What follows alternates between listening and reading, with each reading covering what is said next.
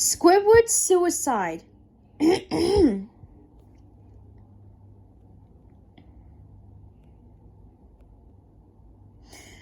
just want to start off by saying if you want an answer at the end, prepare to be disappointed. There just isn't one. I was an intern at Nickelodeon Studios for a year in 2005 for my degree in animation.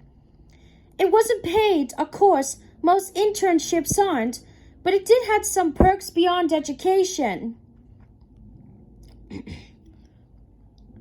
To adults, it might not seem like a big one, but most kids at the time would go crazy over it.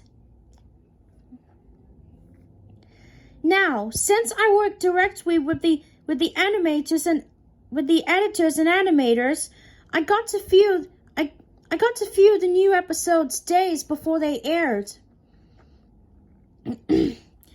I'll get right to it without giving too many unnecessary details.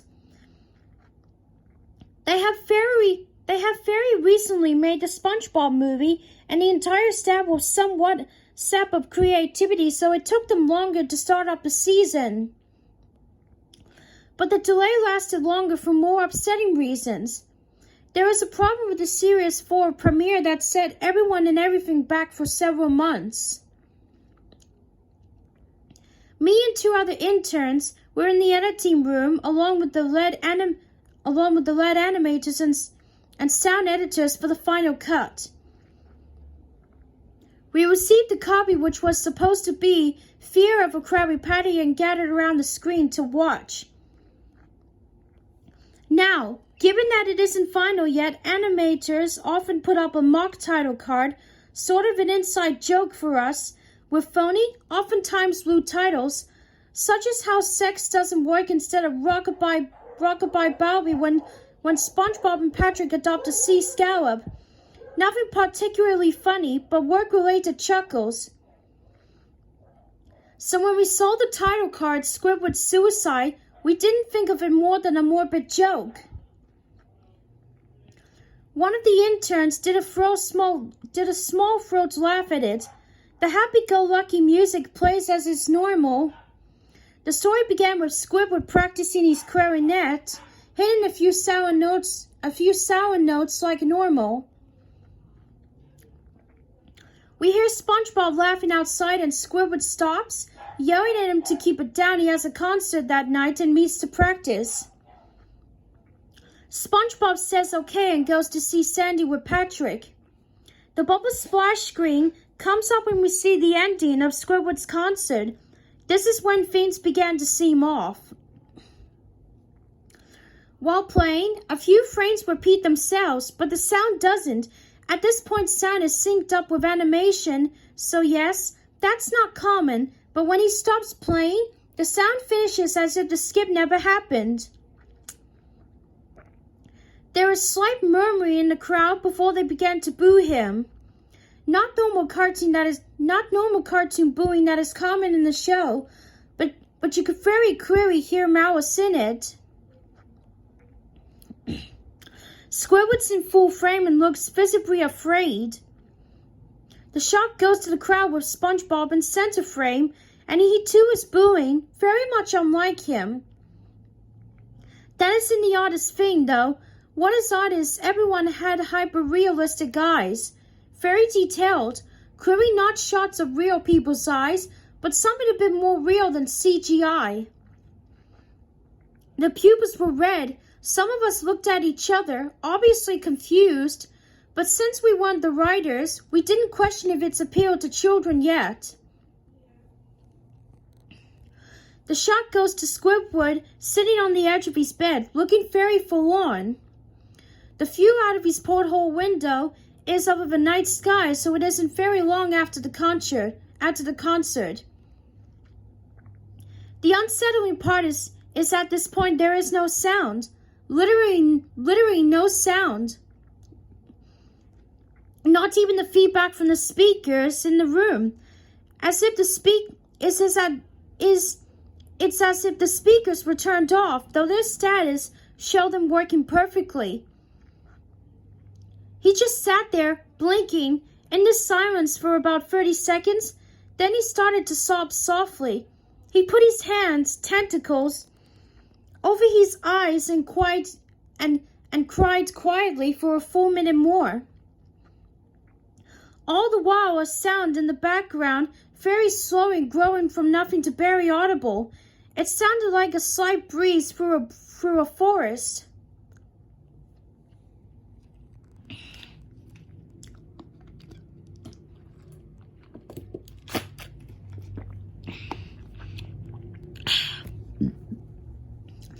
The screen slowly begins to zoom in on his face.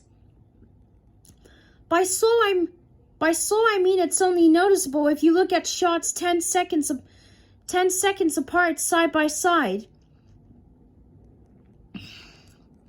His sobbing gets louder, more full of hurt and anger. The screen then twitches a bit as if it twists in on itself for a split second and back to normal.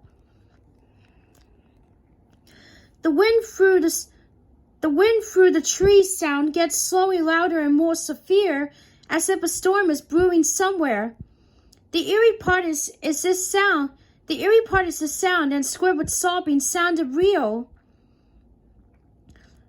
As if the sound wasn't coming from the speakers, but as if the speakers were holes the sounds was coming through from the other side.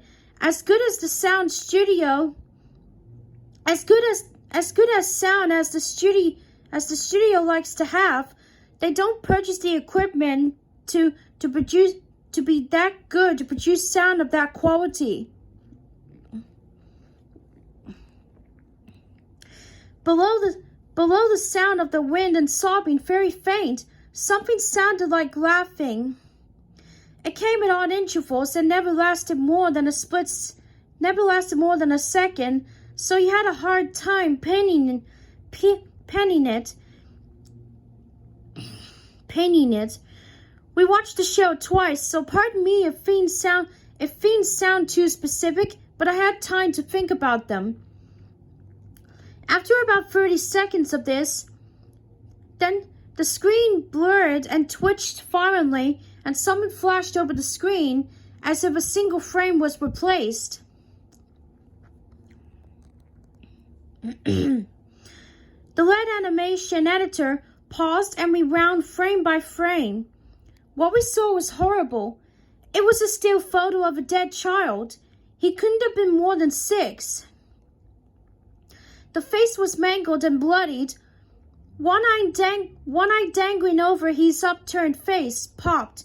He was naked down to his underwear, his stomach crudely cut open, and his entrails were laying beside him. He was laying on some pavement that was probably a road.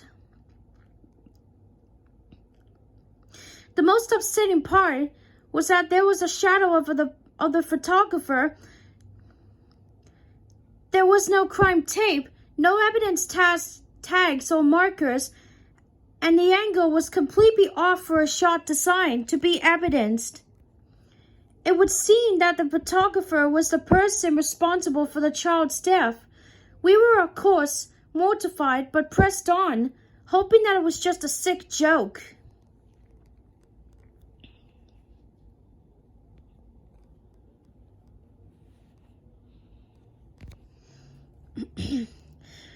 The screen flipped back to Squidward, still sobbing, louder than before, and half body and frame. There was now what appeared to be blood running down his face. Blood running down his face from his eyes. The blood was also done in a hyper-realistic style, looking as if you touched it, you get blood on your fingers. The wind sounded now as if there were that of a gale blowing through the forest. There were even snapping sounds of branches, the laughing, a deep baritone, lasting at longer intervals and coming more frequently, After about 20 seconds, the screen again twisted and showed a single frame photo. The editor was reluctant to go back. We all were, but he knew he had to. This time the photo was what appeared to be a little girl, no older than the first child. She was laying on her stomach, her barrettes in the pool of blood next to her. Her left eye was too popped out and popped, naked except for underpants. Her entrails were piled on top of her above another crude cut along her back, I mean. Again, the body was on the street, and the photographer's shadow was visible. Very similar in size and shape to the first. I had to choke back vomit, and one intern, the only female in the room, ran out. The show resumed. After about 5 seconds after the second photo played, Squidward went silent, as did all sound. Like it was when this scene started. He put his tentacles down, and his eyes were now done in hyper-realism like the others were in the beginning of the episode. They were bleeding, bloodshot, and pulsating. He just stared at the screen as if watching the viewer. After about 10 seconds, he started sobbing, this time not covering his eyes. The sound was piercing and loud, and most fear-inducing of all is his sobbing was mixed with screams. Tears and blood were dripping down his face at a heavy rate. The wind sound came back, and so did the deep voice laughing. And this time, the still photo lasted for a good 5 frames. The animator was able to stop it on the 4th and backed up. This time, the photo was of a boy about the same age, but this time the scene was different. The entrails were just being pulled out from a stomach wound by a large hand. The right eye popped and dangling, blood trickling down it. The animator proceeded. It was hard to believe, but the next one was different, but we couldn't tell what. He went on to the next, same thing. He went back to the first and played them quicker, and I lost it. I vomited on the floor. The animating and sound editors gasping at the scream. The 5 frames were not as if they were 5 different photos.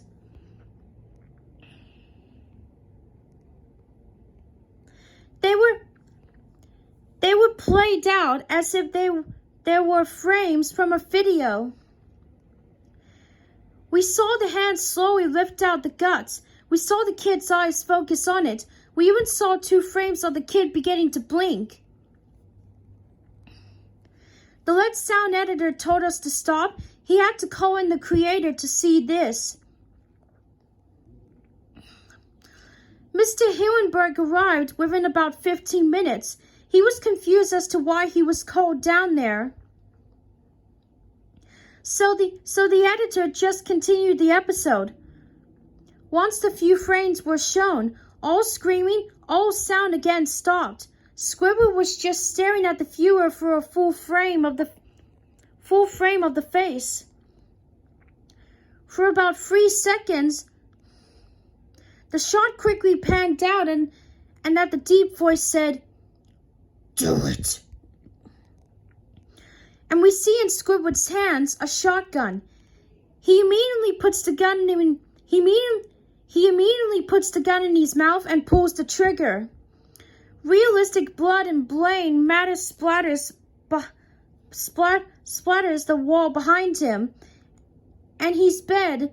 He flies back with the force, and the last 5 the last 5 seconds of this episode showed his body on the bed, on his side, one eye dangling on his on what's left of his head above the floor, staring blankly at it. Then the episode ends. Mr. Hillenberg is obviously angry at this. He demanded to know what the hell was going on. Most people left the room at this point, so it was just a handful of us to watch it again. Viewing the episode twice only served to imprint the entirety of it in my mind and caused me horrible nightmares. I'm sorry I stayed. The only theory we could think of was the file was edited by someone in the chain from the drawing studio to here. The CTO was called in to analyze when it happened. The analysis of the file did show it was edited over by new material. However, the timestamp of it was a mere 24 seconds before we began viewing it. All equipment involved was examined for full-grain software and hardware as well as glitches. As if the timestamp may have glitched and showed the wrong time. But everything checked out fine. We don't know what happened, and to this day, nobody does. There was an investigation due to the nature of the photos, but nothing came of it. No child scene was identified, and no clues were gathered from the data involved, nor physical evidence. No physical clues in the photo. No physical clues in the photos. I never believed in the unexplainable phenomenon before, but now that I had something happen and can't prove anything beyond ethical evidence, I think twice about things.